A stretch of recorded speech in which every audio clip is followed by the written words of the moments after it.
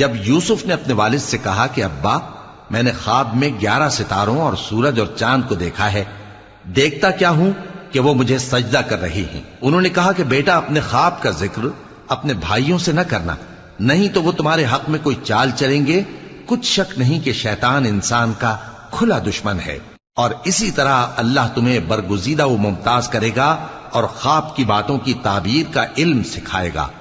और जिस तरह उसने अपनी नेमत पहले तुम्हारे दादा परदादा इब्राहिम और इसहाक पर पूरी की थी, उसी तरह तुम पर और औलाद याकूब पर पूरी करेगा। बेशक तुम्हारा परवरदिगार सब कुछ जानने वाला है, हिकमत वाला है। हाँ, यूसुफ और उनके भाइयों के किस्से में पूछने वालों के लिए बहुत सी निशानियां हैं। जब उन्होंने आपस में तस्करा किया कि यूसुफ और उसका भाई अब्बा को हमसे ज्यादा प्यारे हैं, हालांकि हम जमात की जमात हैं, कुछ शक नहीं कि अब्बा खुली गलती पर हैं। यूसुफ